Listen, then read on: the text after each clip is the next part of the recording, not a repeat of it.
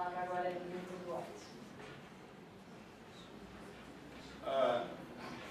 Participar desta mesa, neste evento comemorativo dos 30 anos do STED-BR, nesta mesa comemorativa também dos 50 anos da trajetória intelectual do professor Demerval Saviani, é uma honra para mim, em muitos aspectos, né? É um privilégio em muitos aspectos. O privilégio de ter sido convidado pelo STED-BR, acolhido pelo STED-BR para compartilhar deste momento, que é um momento ao mesmo tempo de celebração dos 30 anos de um importantíssimo grupo de pesquisa na educação brasileira, mas é também um momento de balanço, é um momento de avaliação e é um momento de traçarmos as perspectivas de continuidade da nossa luta. Então, compartilhar desta luta, partilhar dessa luta, travar essa luta ombro a ombro é algo que me deixa muito honrado. E pretendo desenvolver aqui a minha fala em diálogo com o que tenho ouvido ao longo deste evento, desde a sua abertura, né, desde a fala do professor José Claudinei Lombardi, que situou este momento de 30 anos do STED-BR comparativamente ao início, ao momento de início do grupo na década de 80, a fala do professor Roberto Lerrer, que no meu entender colocou pontos importantíssimos em relação à questão da luta de classes e a educação no momento em que estamos vivendo na educação brasileira. A mesa de ontem pela manhã, na qual o professor Cláudio Félix, representando o grupo de pesquisa Estudos Marxistas em Educação, então, apresentou os vínculos entre o que nós temos nos proposto no grupo de Estudos Marxistas em Educação, no que se refere ao desenvolvimento da pedagogia histórico-crítica, à defesa da escola pública e os vínculos com o trabalho do STED-BR, das lutas e das pesquisas realizadas pelo STED-BR e no campo da pedagogia histórico-crítica, é claro, com a liderança do professor Demerval Saviani, e nesta mesa em que fui precedido por duas exposições brilhantes e muito elucidativas do professor José Carlos Libani, do professor Antônio Joaquim Severino, e tentarei desenvolver a minha fala em diálogo com todas essas reflexões que vêm sendo desenvolvidas neste evento. Eu tive contato com a obra do professor Saviani. Meu primeiro contato com a obra dele foi no ano de 1982, quando eu migrava na Universidade Federal de São Carlos, do curso de Engenharia de Materiais para o curso de Pedagogia.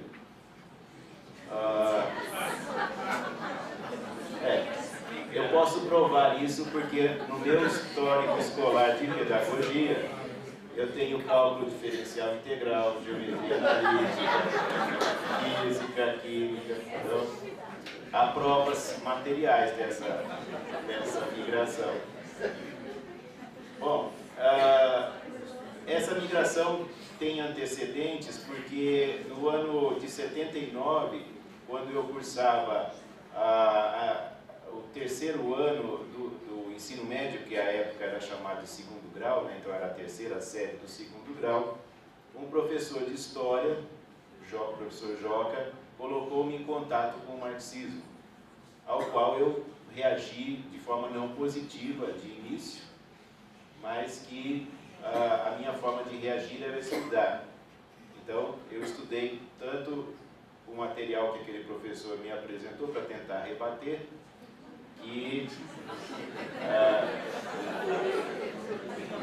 acabei convencido de que ele tinha razão. Aí eu ingressei em 1980 no curso de Engenharia de Materiais, mas não me identifiquei com o curso, não me identifiquei com aquela perspectiva de estudo e profissional, e confesso, também eu não estava indo muito bem nas matérias, o que me chocou bastante, porque eu sempre fui um aluno exemplar, assim, desculpa a falta de modéstia, mas eu sempre fui um aluno brilhante, né, desde que ingressei na escola. Eu ingressei na escola com 8 anos de idade, não fiz pré-escola, já entrei com 8 anos de idade, entrei um ano atrasado, mas adorei a escola. A escola, para mim, abriu o mundo, né? A escola me colocou em contato com o mundo. A escola, ela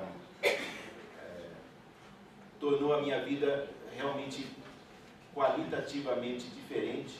A escola, desde o início, para mim, foi aquilo que o professor Saviani define como a catarse, como o momento mais importante do processo educativo. Então, eu era apaixonado pela escola, né? E eu sempre fui um excelente aluno. Só que quando entrei na universidade, eu ia para a biblioteca para estudar para as provas de cálculo, geometria analítica, química e física, e eu acabava circulando pela biblioteca e pegando os livros de filosofia, de literatura. A literatura sempre foi muito importante para mim, e eu não estudava direito para as provas que eu tinha que estudar. A verdade é essa, né? Isso foi, então, me aproximando mais das ciências humanas, e acabei, então, para encurtar a história, migrando para o curso de pedagogia, e enquanto fazia o curso de pedagogia, participei de um projeto de educação de adultos, e foi nesse projeto que eu tomei contato, por meio da professora Beth Oliveira, com os trabalhos do professor Saviani, as teorias da educação e o problema da marginalidade na América Latina, que então foi artigo publicado na revista Cadernos de Pesquisa da Fundação Carlos Chagas, Escola e Democracia, a Teoria da Curvatura da Vara, publicado na revista Ande, sobre a natureza e especificidade da educação, publicado na revista Em Aberto, do INEP, e depois todos esses textos foram incorporados, né, aos livros Escola e Democracia e Pedagogia Histórico-Crítica, Primeiras Aproximações. Foi assim que eu tomei contato com os escritos do professor Demerval Saviani. Posteriormente, vim a conhecer, o privilégio de conhecer pessoalmente o professor Saviani, e terminei o curso de Pedagogia em 85, fiz o meu mestrado lá na Federal de São Carlos e ingressei no doutorado aqui na Unicamp em 87, começo de 87. O STED-BR estava começando, né? Para falar a verdade, eu nem sabia que o STED-BR estava começando. Eu vinha para cá, assisti aula com o Demerval, assisti aula com outros professores aqui, mas eu ainda não sabia do que estava acontecendo por aqui, e não sabia que o STED-BR estava nascendo. Era um bebezinho, né? Tinha 1 ano de existência. Agora já tem 30 anos, né? E, bem, aí eu participei nesse período em que fiz pedagogia, né? Fiz o mestrado, entrei no doutorado. Eu fui privilegiado porque eu fiz pedagogia acompanhando esse processo de discussão sobre a educação brasileira na perspectiva da pedagogia histórico-crítica, na perspectiva de luta pela redemocratização da sociedade brasileira. Um momento histórico importantíssimo, riquíssimo, né? Também repleto de algumas ilusões, mas um momento histórico no qual nós acreditávamos na possibilidade de transformarmos coletivamente a realidade brasileira. Acreditávamos na possibilidade de fazermos avançar a realidade brasileira em direção à superação do modo de produção capitalista. Acreditávamos na possibilidade de engajar a educação, especialmente a educação pública em todos os seus níveis, no processo de luta pela Revolução Socialista. Claro que como compreendíamos tudo isso, né, era bastante contraditório, tinha, como eu disse, algumas ilusões, mas havia uma profunda convicção, uma generalizada convicção de que era possível sim transformarmos coletivamente a sociedade. E depois eu me dei conta que esse ambiente que vivíamos na realidade social brasileira na década de 80 não era necessariamente compartilhado em termos mundiais, porque em termos mundiais o neoliberalismo e o pós-modernismo já avançavam a passos largos em termos de, como disse na expressão do professor Demerval Saviani, em termos de mecanismos de recomposição da hegemonia da classe dominante. Aparentemente, passados 30 anos, poderíamos concluir que hoje não existiriam mais motivos para permanecermos nessa convicção de que é possível sim coletivamente transformarmos a realidade social e de que a educação tenha um papel decisivo, importantíssimo nesse processo de luta. Aparentemente, se nós pegarmos pelas manifestações mais visíveis da realidade contemporânea, inegavelmente manifestações de recrudescimento do avanço das forças mais conservadoras que existem na nossa sociedade, né? Até mesmo em termos de análise, de avaliação do próprio pensamento liberal, da concepção liberal de mundo, mesmo no interior da concepção liberal, o que vemos é um avanço do que há de mais conservador dentro da própria perspectiva liberal. Se nós nos pautarmos, então, apenas por alguns aspectos da realidade contemporânea, talvez fôssemos levados a conclusões que, no meu entender, são precipitadas. Conclusões como a de que apostar, se engajar num processo de organização das forças de esquerda para a transformação radical no sentido da superação do capitalismo fosse algo utópico e anacrônico, que talvez tivesse lá seu sentido na década de 80, estávamos lutando para sair da ditadura, estávamos lutando pela redemocratização e talvez hoje em dia então isso fosse anacrônico, né? Isso não correspondesse mais à realidade na qual estamos vivendo. Também poderia parecer utópico e anacrônico continuarmos a defender a pedagogia histórico-crítica, continuarmos a defender a importância da escola pública e da socialização do conhecimento nas suas formas mais ricas por um sistema público de ensino. Talvez parecesse utópico defendermos propostas de formação de professores, como o professor Antônio Joaquim Severino acabou de ressaltar em relação à obra do professor Demerval Saviani, propostas de formação de professores, de organização das faculdades de educação, de organização de todo o sistema escolar, de maneira a fazer avançar realmente a educação brasileira no sentido do acesso pleno àquela formação unilateral a qual se referiu o professor José Carlos Libano.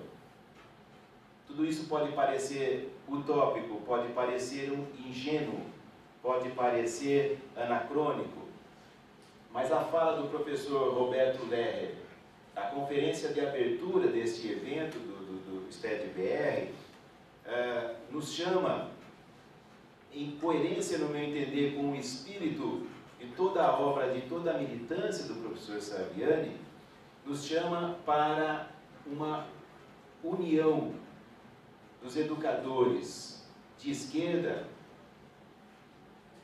uma união que faça, do ponto de vista da classe trabalhadora, a luta pela educação, porque o professor Roberto Lerner afirmou que a classe dominante vem lutando no campo educacional como classe para si.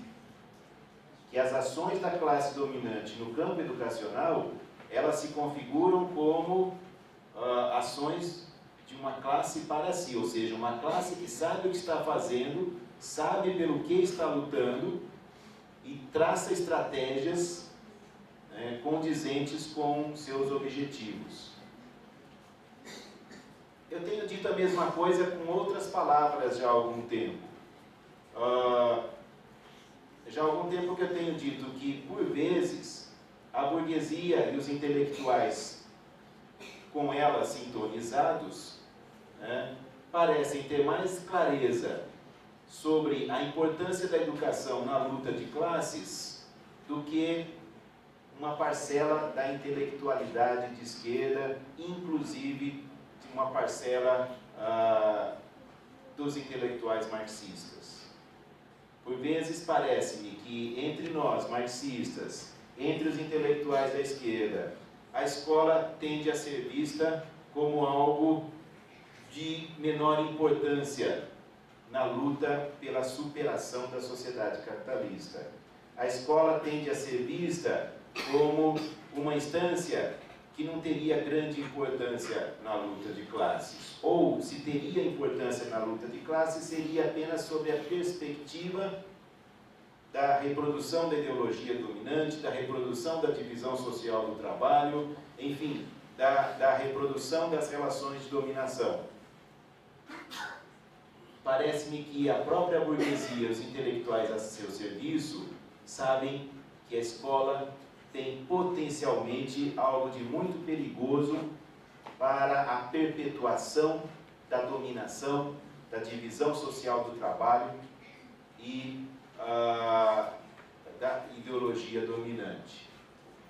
O professor Roberto Lerner também, num certo momento de sua fala, afirmou que eu não vou citar textualmente, eu vou falar com as minhas palavras o que eu compreendi da fala dele, que para que a escola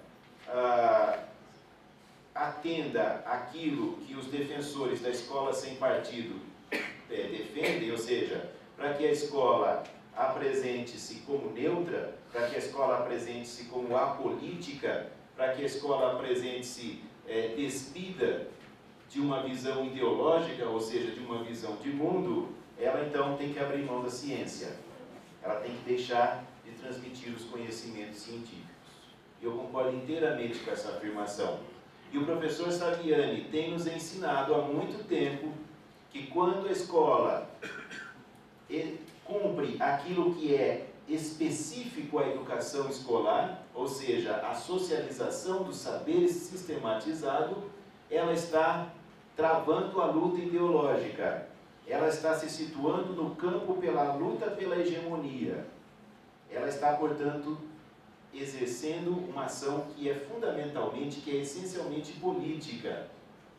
A socialização do saber sistematizado, ou seja, o ensino da história, da geografia, da matemática, das ciências, das artes, da filosofia, da educação física, enfim, o ensino dos conteúdos escolares ou a instrução, como o professor Libânio ressaltou, a questão da unidade entre instruir e educar, que é tão forte na obra do professor Saviani, como é forte na obra de Vygotsky, como é forte na obra de Gramsci, a relação indissociável entre ensinar, isto é, instruir e educar. Educar não é visto como algo separado do instruir. Instruir não é visto como algo externo ao educar. Educamos porque instruímos, educamos porque ensinamos, formamos porque transmitimos conhecimento. O conhecimento, ele é perpassado de concepções de mundo. O conhecimento, ele é perpassado dos posicionamentos que temos em relação à natureza, as relações entre sociedade e natureza, as relações entre os seres humanos, o conhecimento, a vida humana, o sentido da vida humana, a nossa individualidade. As ideias que temos sobre tudo isso estão presentes nos conteúdos escolares com os quais trabalhamos, que ensinamos aos nossos alunos e por meio dos quais procuramos formar aos nossos alunos. Isso sempre, essa ideia, esse princípio, essa tese, sempre esteve presente na obra do professor Saviani. Por vezes, então, essa obra, esse pensamento pedagógico, foi acusada de conteudista. E nessa acusação de conteudismo, né, vai uma ideia, quer dizer, vão vários juízos de valor negativos, como se trabalharmos com os conteúdos, defendermos os conteúdos, fosse defendermos neutralidade da educação, neutralidade dos conhecimentos. Mas o professor Saviani nos ensinou já há bastante tempo, fiel ao que há de melhor na tradição marxista, que há uma diferença fundamental entre objetividade do conhecimento e neutralidade do conhecimento. A imperativa necessidade de defendermos a objetividade do conhecimento e defendermos que o conhecimento pode e deve ser objetivo, não implica de forma alguma assumirmos a neutralidade desse conhecimento. O conhecimento não é neutro, muito menos é neutro o ato de difusão desse conhecimento. A classe dominante sabe disso. Pode não saber com essas palavras, pode não analisar com essas categorias, mas ela demonstra saber que a transmissão do conhecimento não é neutra porque ela teme essa transmissão. Ela teme um sistema educacional público, isto é, um sistema educacional que atinja a maioria da população.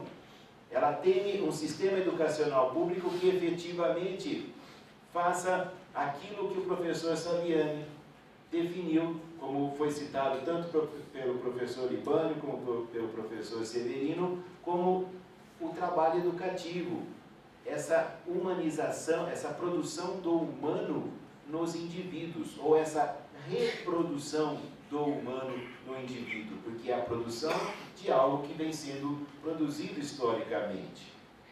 Essa definição de trabalho educativo, alguns poderiam tomá-la se a isolassem do contexto da obra do professor Saviani e a isolassem do contexto das reflexões marxistas no campo da educação. Alguns poderiam tomar essa definição como uma definição quase ingênua, quase neutra, quase óbvia. Afinal, educar é humanizar. Mas, na verdade, o que o professor Saviani está defendendo é que esse conhecimento ele é produzido histórica e coletivamente pelo conjunto dos seres humanos. E se ele é produzido histórica e coletivamente, ele não pode ser propriedade privada, ele deve ser socializado. E é por isso que o professor Saviani, no livro Pedagogia Histórico-Crítica, no texto Pedagogia Histórico-Crítica e Educação Escolar, afirma, não vou citar textualmente, vou falar com as minhas palavras, mas afirma que a luta pela educação pública confunde-se com a luta pelo socialismo. Lutar pela educação pública é lutar em direção ao socialismo.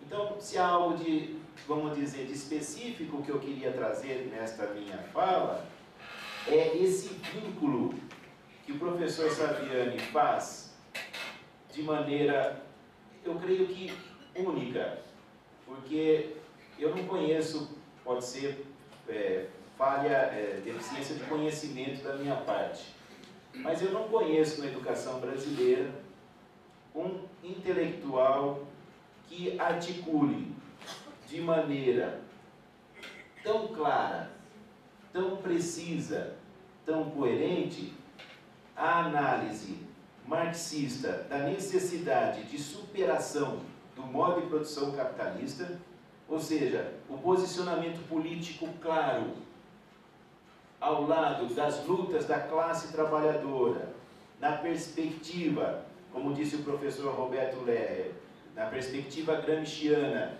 de superação do momento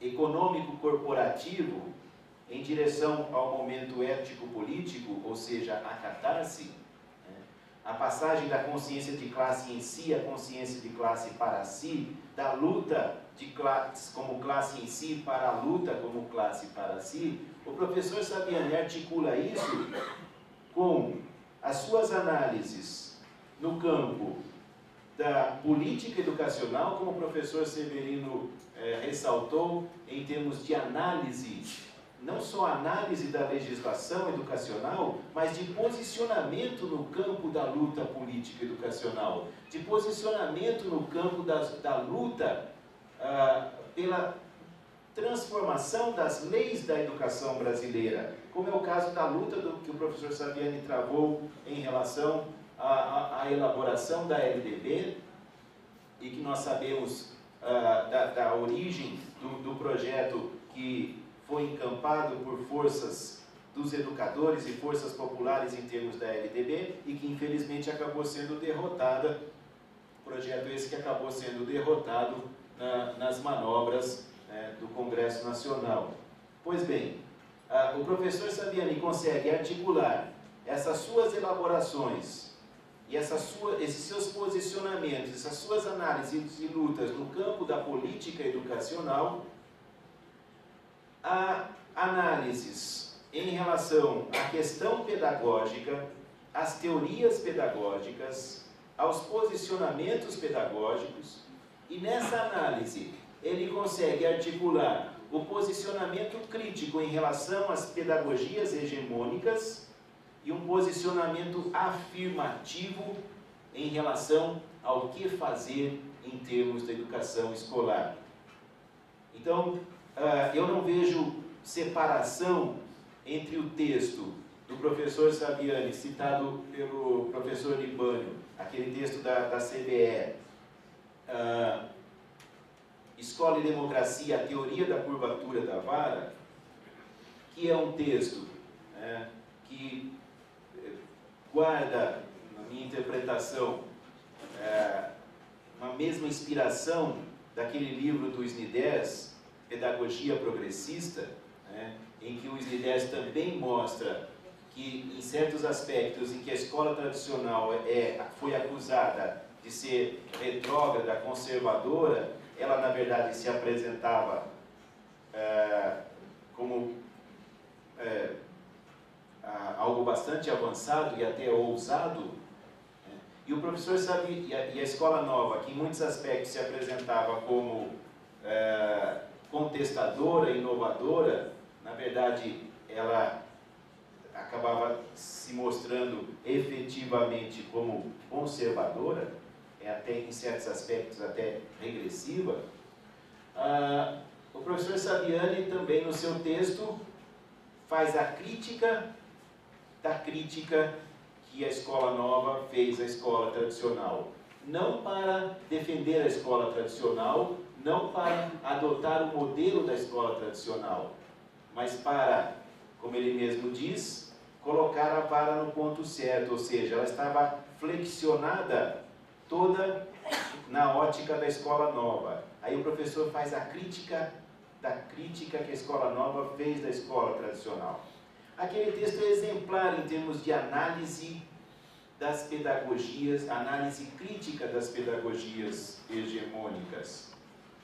E não nego que me inspirei naquele texto para escrever os textos que escrevi de análise crítica do construtivismo e das demais pedagogias, que chamei pedagogias do aprender a aprender.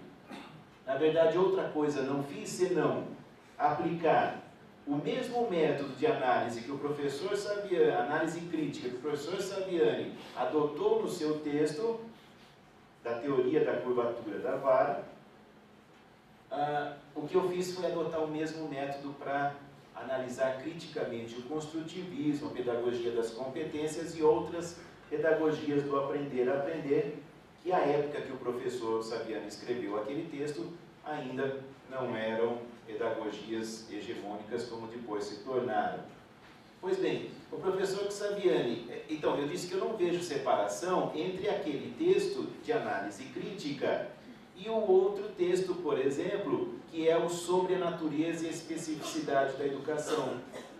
Porque no texto sobre a natureza e a especificidade da educação, de uma maneira extremamente rica e condensada, e a prova disso é que os dois professores que me precederam nesta mesa citaram esse texto, né?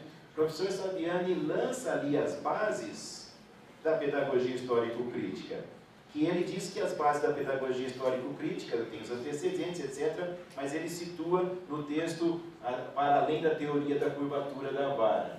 Pois eu, nesse ponto, permito-me uma certa discordância. Eu acho que no texto sobre a natureza e especificidade da educação, né, as bases da pedagogia histórico-crítica estão colocadas de uma maneira muito sólida, muito consistente.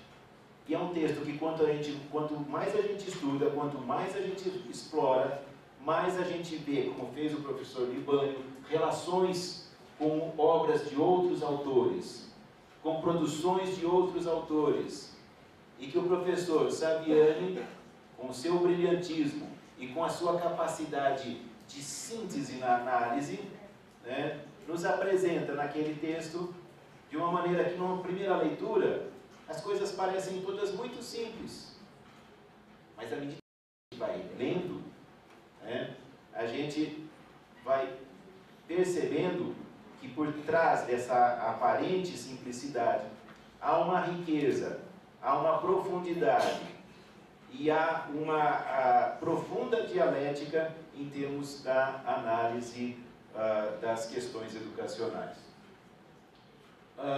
O professor Saviani também articula, relaciona de uma forma muito clara, muito coerente, o seu posicionamento como pesquisador, como formador de quadros, como de pesquisadores, de educadores, como ressaltou o professor Severino, a sua luta militante pela educação pública brasileira, mas ele articula isso também com o que eu poderia chamar de um radical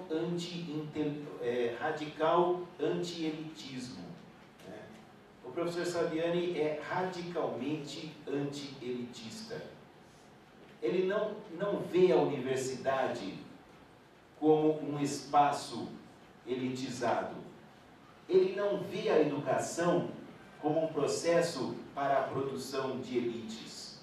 Ao contrário, ele vê a universidade e a educação como fundamentais para a superação de processos de elitização que existem na sociedade burguesa. Mas o professor Saviani não faz do seu posicionamento radicalmente anti-elitista, esse posicionamento não se transforma, como às vezes se transforma em outros intelectuais, naquilo que eu chamaria a outra face da mesma moeda do elitismo. A outra face da mesma moeda do elitismo é uma certa romantização da cultura popular, uma certa romantização do senso comum. E o professor Saviani, como já foi ressaltado aqui nas falas que me precederam, né, ele nunca romantizou o senso comum. Ele nunca desconsiderou a importância do senso comum, fiel à tradição gramsciana. Ele nunca desconsiderou a importância da cultura popular, a importância das lutas populares, mas ele não romantiza o senso comum, ele não romantiza a cultura popular, ele não deshistoriciza as lutas populares e a cultura popular e o senso comum. É por isso que o professor Saviani, então, defende que a escola o processo educativo, o trabalho educativo deve proceder, como lembrou o professor Severino, esse movimento de ascensão do senso comum ao nível da consciência crítica, fundamentada científica e filosoficamente, e eu diria também artisticamente, ou seja, pela formação, pela apropriação do que há de melhor na produção humana em termos dos conhecimentos científicos, artísticos e filosóficos. Então, a militância do professor Saviani é uma militância que, ao mesmo tempo, se posiciona ao lado das lutas da classe trabalhadora, mas não se omite em defender teses que muitas vezes não se mostram lá, digamos, muito bem recebidas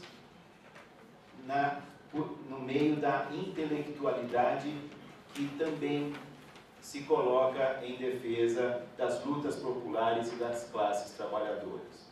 Não foram poucos momentos na trajetória do professor Saviani, alguns desses momentos eu presenciei de perto, em que ele foi atacado por aqueles que se colocam também ao lado da classe trabalhadora, atacado como reformista, outras vezes acusado de ortodoxo, e várias outras acusações por falta de compreensão por parte desses intelectuais da importância desse processo, como ressaltou o professor Libânio, de apropriação do conhecimento nas suas formas mais ricas, ou com, nas palavras do professor Saviani, apropriação do saber sistematizado, e a importância disso na luta de classes.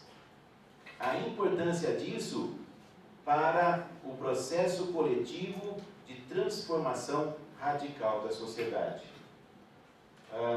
O professor Roberto Lerner, na sua conferência de abertura, nos chamou fortemente para travarmos esse combate em defesa da escola pública, em defesa de uma escola pública articulada fortemente com a luta da classe trabalhadora e com a organização da classe trabalhadora para a luta.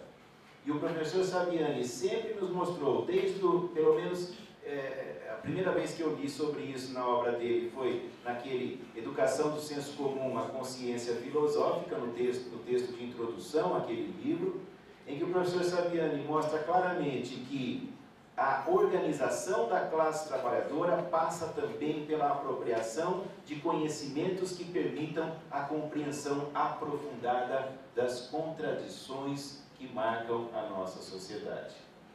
Então, com tudo isso, eu queria reafirmar a atualidade da obra e da luta do professor Saviani.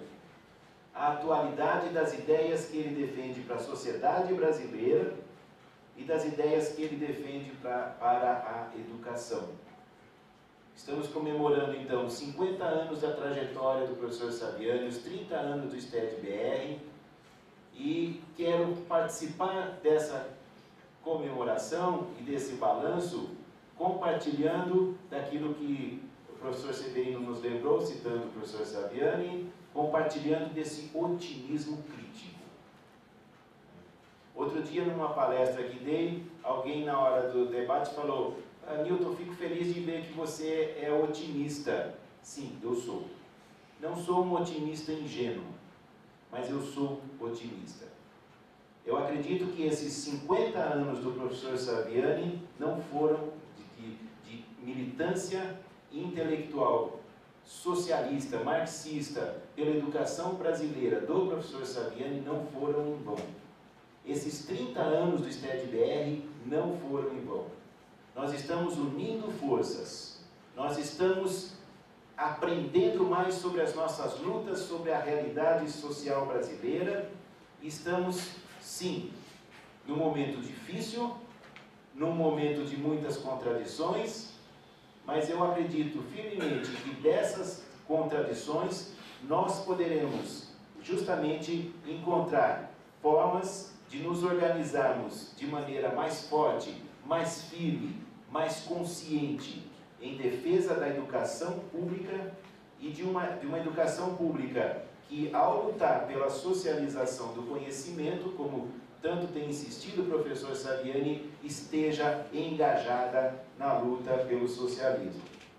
E para terminar, eu fiquei pensando numa forma, os dois terminaram de uma forma bonita, né? Eu fiquei pensando, eu também preciso terminar de uma forma bonita a minha fala, né? E fiquei pensando, tive uma ideia. Em um dos meus textos, é um texto sobre a pesquisa em educação e a formação de intelectuais críticos na pós-graduação, eu concluo aquele texto com uma frase que é mais ou menos assim: e mesmo que o futuro diga que a nossa luta não alcançou as vitórias esperadas, ele, o futuro, não nos retirará a satisfação de termos encontrado companhia valorosa pelo caminho. Eu espero que nesses 50 anos da trajetória do professor Saviani, nós que aqui estamos, tenhamos representado para ele esse papel de companhia valorosa pelo caminho. E espero que realmente essa nossa luta coletiva faça jus a esses 50 anos e que nós realmente avancemos na luta por um outro Brasil, por uma outra sociedade e por uma outra educação brasileira. Obrigado.